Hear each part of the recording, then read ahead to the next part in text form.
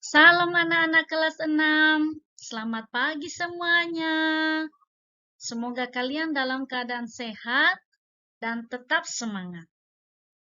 Di pagi hari yang indah ini, kembali kita jumpa lagi dengan saya, Ibu Ros Oktina Zebua, yaitu dalam proses pembelajaran dan mengajar. Dalam mata pelajaran pendidikan agama Kristen dan budi pekerti. Anak-anak kami, khususnya kelas 6, saya menghimbau kita semuanya untuk tetap mengikuti protokol kesehatan, yaitu kita wajib menggunakan masker saat keluar rumah, karena sekarang ini masih dalam masa pandemi COVID-19. Sebelum kita memulai pembelajaran kita, mari kita bernyanyi kemudian berdoa. Kita fokus kepada Tuhan dengan sungguh-sungguh kita menyanyikan pujian, kubawa korban syukur.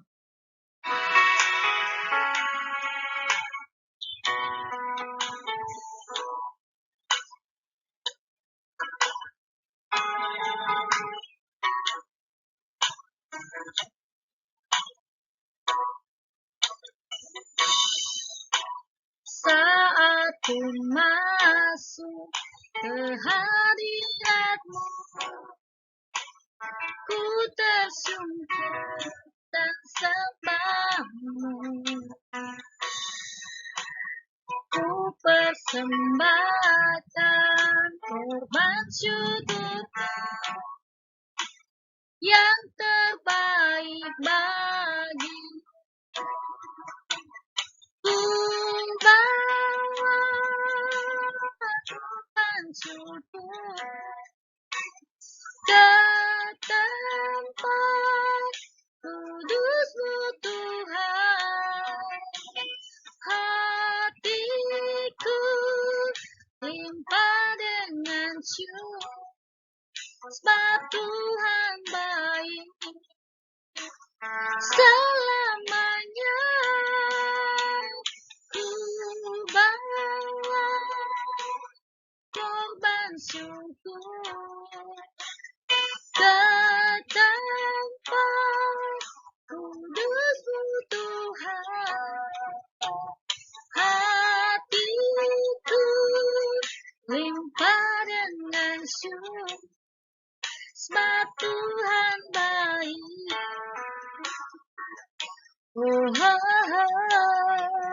Sebab Tuhan baik.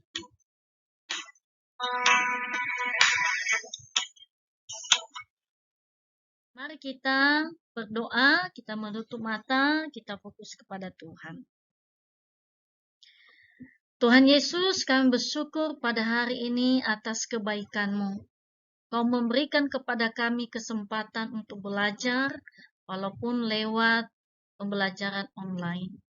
Kami menyerahkan waktu kami ini dalam tangan-Mu, dan secara khusus anak-anak kami kelas 6, berikan hikmat, pengetahuan, dan kemampuan untuk belajar pada hari ini. Terima kasih Bapa di surga, dalam nama Yesus kami mengucap syukur. Amin. Anak-anak kami, ada beberapa hal yang Ibu tanyakan kepada pribadi kalian. Anak-anak, apakah kalian pernah menerima hadiah ulang tahun? Mungkin dari ayah, ibu, kakak, abang, atau sahabat, teman, atau dari siapa? Waktu kalian menerima hadiah ulang tahun, apakah sesuai di dalam hati kalian? Dan bagaimana perasaan kalian ketika menerima hadiah itu? Apa kalian sedih atau bahagia? Hanya kalian yang bisa menjawab itu. Tetapi yang pasti Ibu mau ingatkan bahwa setiap kita menerima sesuatu dari orang lain, kita harus tetap mengucapkan terima kasih. Karena itu mari kita belajar pada hari ini. tetap mengatakan dalam bahasa Inggris, thank you. Pembelajaran kita hari ini anak-anak kami kelas 6, yaitu kita masuk dalam pembelajaran 6 dengan judul memberi dengan rela dan hati yang gembira. Ada beberapa kompetensi yang harus kita capai. Bisa anak-anak kami membaca di layar. Kemudian ada juga beberapa indikator yang anak-anak kami bisa capai dalam pembelajaran ini. Dan ingat bahwa indikator ini harus bisa kita capai bersama dengan ibu. Nah, oleh karena itu, anak-anak kami bisa baca ada di layar beberapa indikatornya. Kemudian anak-anak kami ada juga beberapa tujuan pembelajaran pada pembelajaran kita hari ini. Yaitu ada 4. Yang pertama, menjelaskan mengapa memberi dengan rela dan hati yang gembira. Memahami dan menyebutkan jenis-jenis persembahan dalam kekristenan. Mendaftarkan tindakan yang perlu dilakukan agar bisa hidup memberi dengan rela dan hati yang gembira. Yang keempat, menyatakan tekad untuk memberi persembahan dengan menyanyikan lagu rohani dan menuliskan pesan lagu tersebut. Kita akan memulai pembelajaran pertama. Kegiatan kita yaitu membaca cerita seorang nenek dengan judul Memberi dengan Sukacita. Pagi itu, wajah seorang nenek berusia 76 tahun. Tampak gembira. Di tangannya dia memegang sebuah gunting. Tanaman berwarna oranye. Nenek itu memang suka bekerja di kebun. Di halaman rumahnya terhampar bunga-bunga yang indah-indah. Warna-warni bunga itu membuat sang nenek selalu bahagia. Dan hidupnya, dia merasa semakin hidup. Kerut-kerut di wajah nenek seolah-olah hilang. Karena dia memiliki bunga yang ada di tengah-tengah kebun. Pagi itu anak-anak dengan sekali sentak, setangkai bunga mawar merah muda telah pindah dari tangkainya. Ketika ditanya, untuk apa? Sambil tersenyum, ia berkata, ini untuk ulang tahun cucu tersayang saya. Cucu saya itu orang baik. Saya tidak boleh melewatkan ulang tahunnya hari ini. Itulah tanda cinta sang nenek kepada cucu. Baginya, sekuntum bunga mawar memberikan sukacita dalam diri sang cucu. Ia pun bergembira dapat memberikan bunga mawar dari kebun di halaman rumahnya. Begitu cucunya pulang sekolah, ia akan memberikan hadiah terindah itu kepada cucunya. Bagi sang nenek, hidup itu adalah memberi.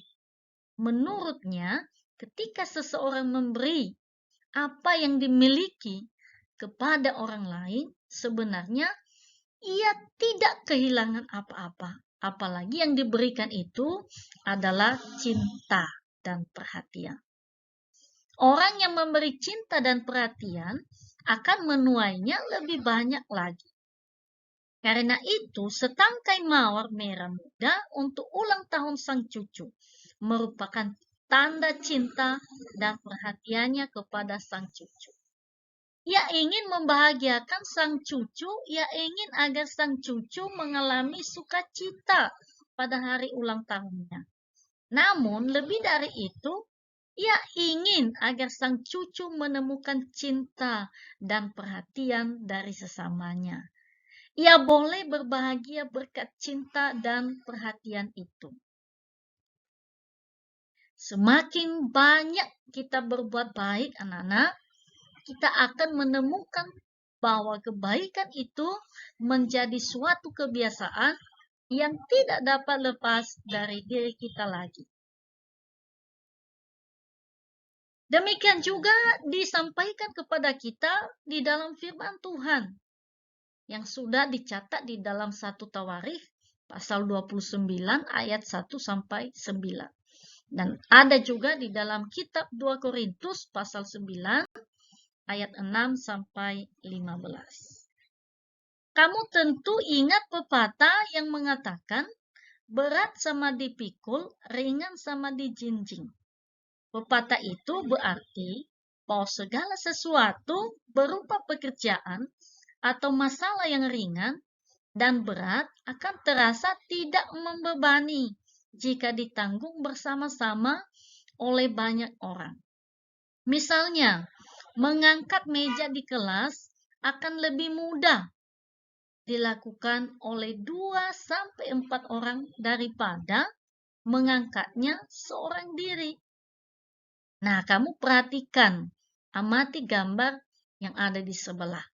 Ada foto anak-anak kelas 6 yang lagi semangat mengangkat meja bersama-sama. Mereka ada sekitar 5 atau 6 orang sedang mengangkat meja bersama-sama. Sehingga pekerjaan mereka bisa terlaksana dengan baik. Demikian juga di dalam 1 Tawarikh ini, pasal 29, diceritakan bahwa cerita tentang anak Raja Daud, yaitu Raja Salomo, yang sedang membangun bait Allah di Yerusalem. Bait atau rumah Allah yang akan dibangun itu ukurannya sangat besar. Pada waktu itu semua bangunan terdiri dari banyak batu-batu besar logam mulia, seperti emas, perak, perunggu, dan besi. Semua bahan-bahan itu dikerjakan dengan tangan manusia. Karena pada waktu itu belum ada mesin-mesin pertukangan yang dapat meringankan beban pekerjaan manusia. Lain sekarang ini, pekerjaan yang berat itu sudah agak ringan karena kecanggihan teknologi saat ini. Begitu banyak teknologi yang sudah menggantikan tenaga manusia, sehingga manusia hanya mengendalikannya saja. Bait Allah yang dibangun itu membutuhkan bahan-bahan yang tadi. Lalu dari manakah mendapat semuanya itu? Tentu saja hasil persembahan dari umat Allah pada waktu itu. Perhatikan gambar bangunan yang sangat besar itu, yaitu bait Allah. Sangat indah dan begitu mewah. Raja Daud menyadari bahwa beban membangun bait Allah yang dilakukan oleh Raja Salomo tidaklah ringan. Namun, rencana pembangunan itu harus dilaksanakan karena sudah diinginkan sejak lama. Dan selama berpuluh-puluh tahun, umat Israel pada waktu itu hanya beribadah di tenda besar. Dan kini mereka ingin memiliki rumah ibadat sendiri sebagai tempat untuk menyembah Allah dan mempersembahkan korban bakaran. Untuk mengatasi hal itu, Daud, ayah Raja Salomo, mulai mengajak orang banyak untuk bersama-sama memberi persembahan berupa harta yang dimiliki untuk dipakai sebagai bahan pembangunan bait Allah. Ia memulai dengan dirinya sendiri. Alkitab mencatat, ia memberikan 3.000 talenta emas dan 3.000 talenta perak. Bayangkan anak-anak, jika 1 talenta sama dengan 34 kilogram emas, berarti berapa kilogram emas dan perak yang disumbangkan oleh Raja Daud? Anak-anak kami bisa hitungnya sendiri. Dan kamu akan menemukan jumlah yang sangat besar yang sudah dipersembahkan oleh Raja Daud. Anehnya, Daud tidak menyesal atau berat hati menyumbangkan benda-benda yang sangat banyak dan mahal tersebut. ia malah rela dan bergembira. Dan apa yang dilakukan Daud membuat orang-orang di sekitarnya juga ingin memberi dan menanggung beban pembangunan secara bersama. Hasilnya, terkumpullah banyak benda berharga yang sangat mahal dan ternilai tinggi.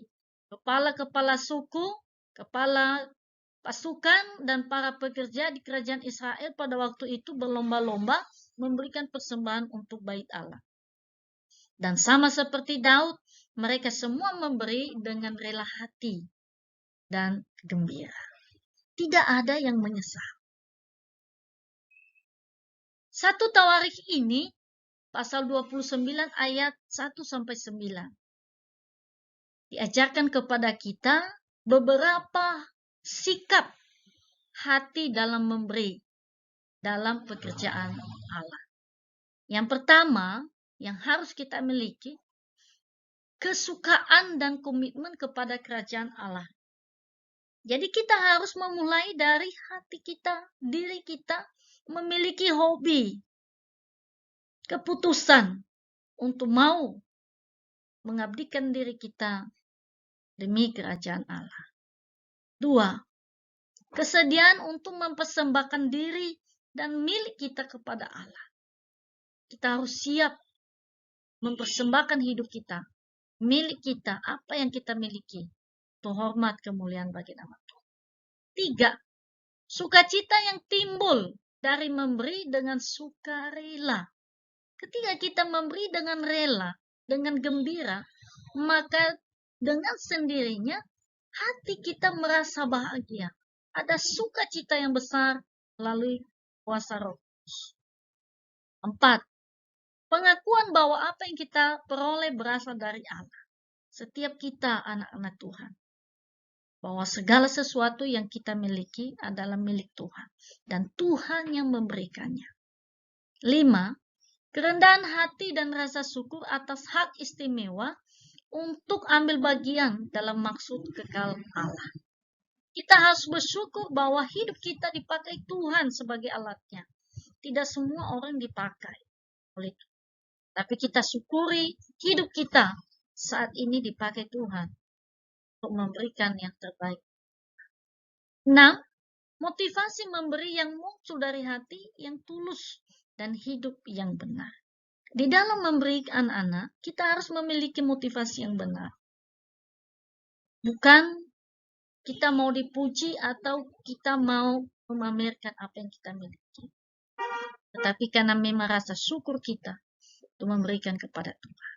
7, adalah doa.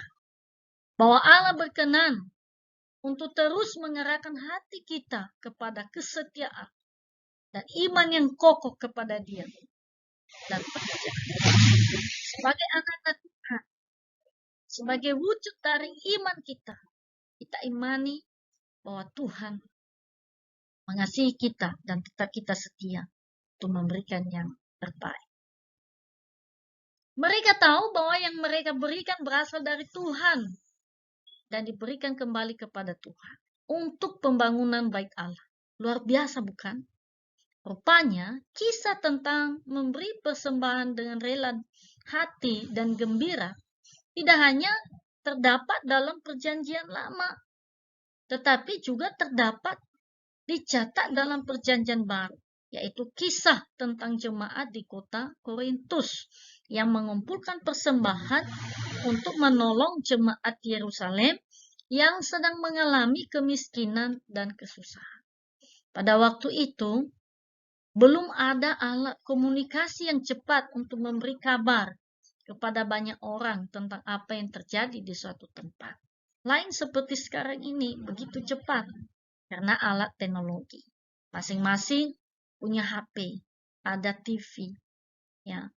Berbagai teknologi yang saat ini kita gunakan, aplikasi WA, Facebook, SMS, Twitter, dan sebagainya. Bisa kita gunakan untuk mengirim kabar.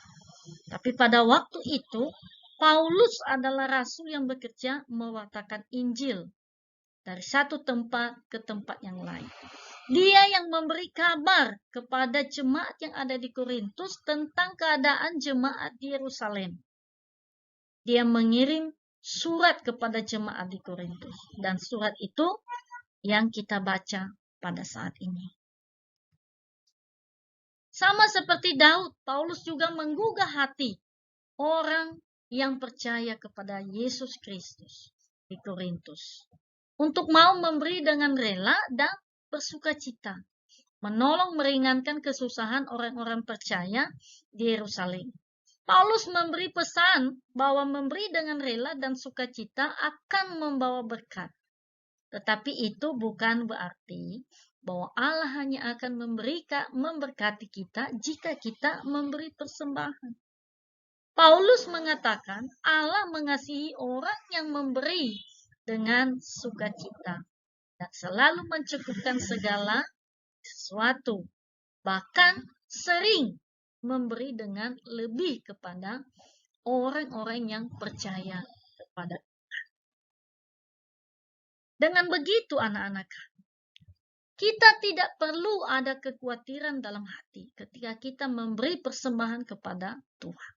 Apalagi jika kita tahu bahwa persembahan itu akan dipakai untuk pelayanan kasih, menolong orang-orang yang kesusahan, kelaparan, yang sakit, atau yang untuk pendidikan mereka.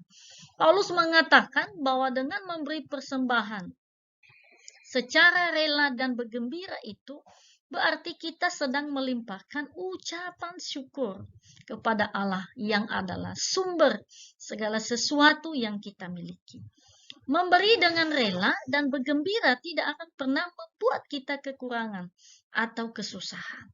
Sebaliknya, akan membuat kita akan merasa bahagia karena dapat memberi sesuatu untuk kebahagiaan orang lain, yaitu membantu mereka yang sedang mengalami kesusahan. Bukankah kamu juga akan merasa gembira ketika melihat senyum temanmu atau orang yang kamu berikan sesuatu seperti nenek yang memberikan bunga kepada cucunya dalam cerita di atas? Untuk lebih jelasnya, bacalah kembali kitab 2 Korintus pasal 9 ayat 6 sampai 15. Di situ Rasul Paulus menyebutkan syarat-syarat yang harus kita perhatikan ketika kita ingin memberi persembahan kepada Tuhan. Perhatikanlah gambar yang ada di samping. Ada foto anak perempuan yang sedang berangkulan. Kita melihat di situ mereka sedang merangkul sama lain. Mereka bahagia, mereka senang.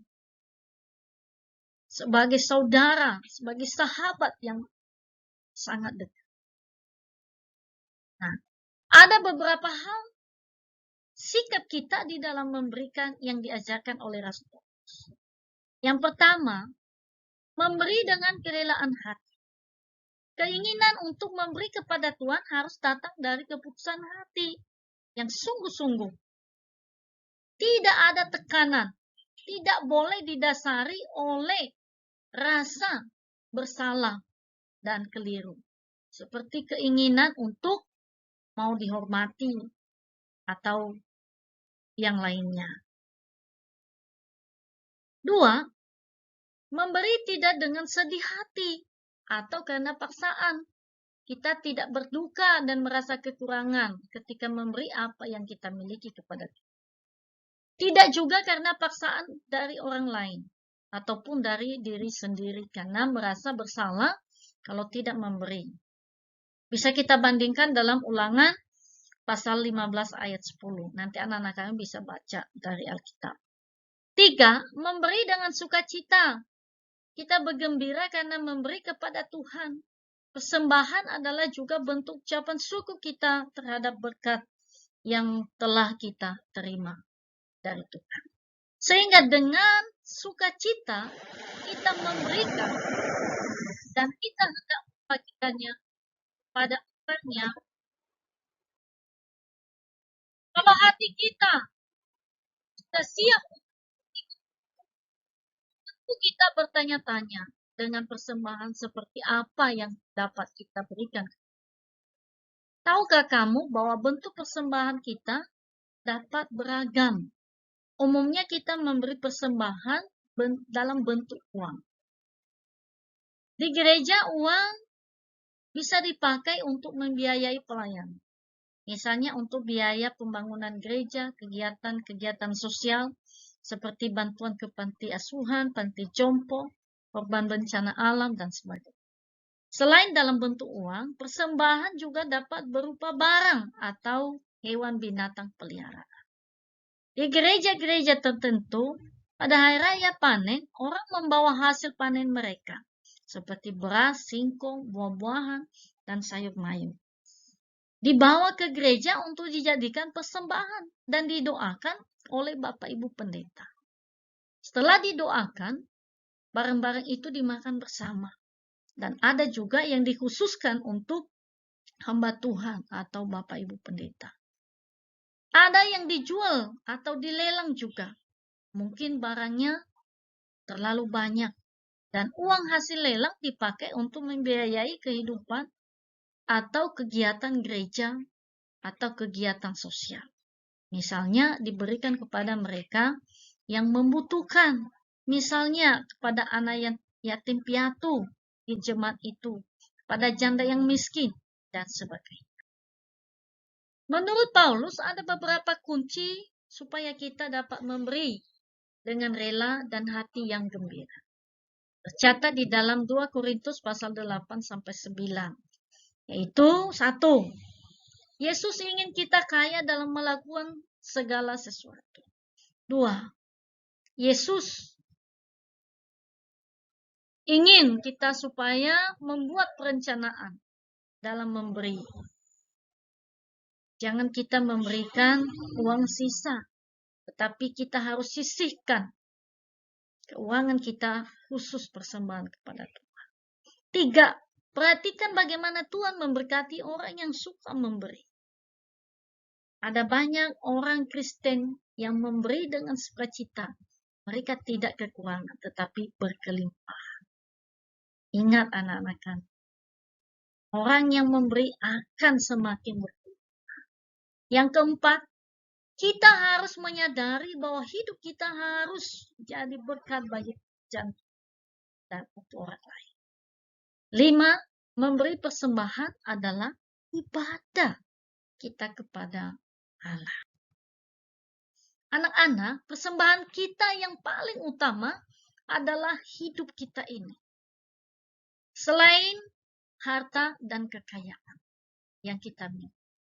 Bisa dalam bentuk uang, barang, atau hewan, atau binatang peliharaan kita. Kita persembahkan kepada Allah dan untuk menolong orang lain. Kita memberikan itu sebagai tanda pengakuan dan tanda terima kasih kita kepada Allah atas karyanya, berkatnya, dan kasihnya yang besar kepada kita. Allah yang memberi segalanya untuk kita, maka kita juga harus hidup berbagi kepada orang lain. Hidup kita harus menjadi berkat di dalam dunia ini kita masih hidup, selama kita hidup. Mari anak-anak kami, kita memberi dengan rela dan hati yang gembira. Tuhan Yesus memberkati. Anak-anak, setelah kamu menyimak pembelajaran hari ini, ada beberapa soal yang harus kamu jawab. Dan tugas ini sebagai tugas di rumah, tuliskan di kertas HVS, kemudian difoto dan dikirim melalui WA Ibu. Ibu sudah membagikan WA kepada anak-anak kami. Dan bagi anak-anak kami yang belum mendapatkannya, silakan minta kepada teman yang sudah mendapatkan WA Ibu. Ada 5 soal yang harus kamu jawab. Yang pertama, apa yang dilakukan sang nenek dalam cerita di atas? 2. Apa yang membuat sang nenek bahagia? 3.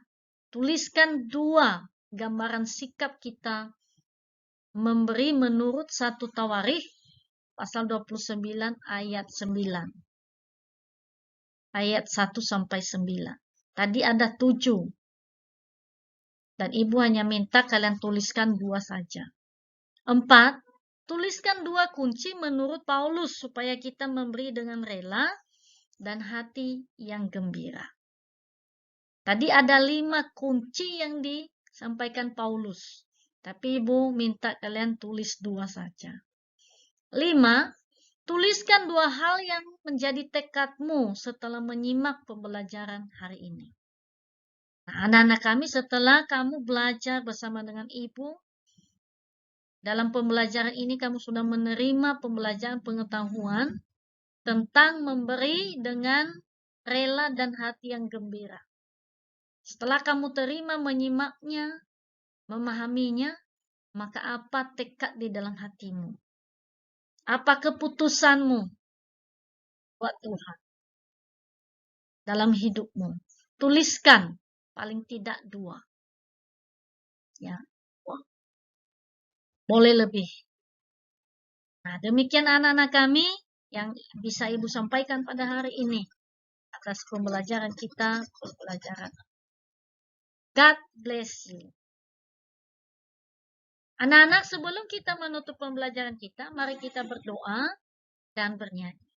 Sebelum kita bernyanyi, mari kita lipat tangan, tutup mata, kita berdoa.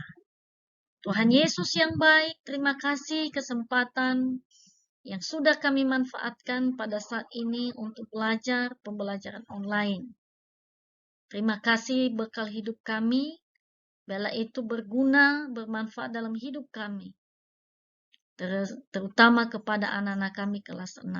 Berikan mereka kemampuan untuk terus belajar dan bertumbuh di dalam iman kepada Tuhan. Berkati keluarga mereka, berkati dimanapun mereka berada. Lindungi mereka dari segala yang jahat. Terima kasih Tuhan Yesus, terpujilah Engkau. Dalam nama-Mu kami sudah mengucap syukur dan berdoa. Amin. Mari kita bernyanyi anak-anak. Kita menyanyikan pujian kita yang tadi, yaitu korban syukur.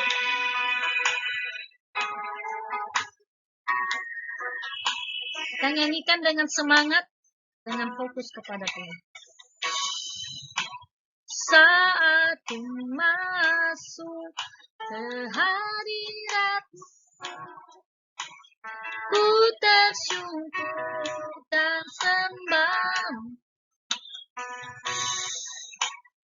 Ku persembahkan korban syukur yang terbaik bagi. Ku bawa korban syukur ke tempat kudus-Mu Tuhan. Hatiku limpah dengan syukur, sebab Tuhan baik. Ku bawa korban syukur ke tempat kudus-Mu Tuhan. Hatiku limpah dengan syukur, sebab Tuhan baik.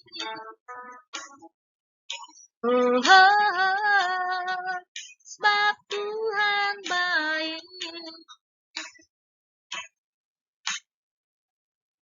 Terima kasih anak-anak. Sampai jumpa kembali minggu depan. Jangan lupa mengerjakan tugasnya. Tuhan Yesus memberkati. Bye. Sampai jumpa.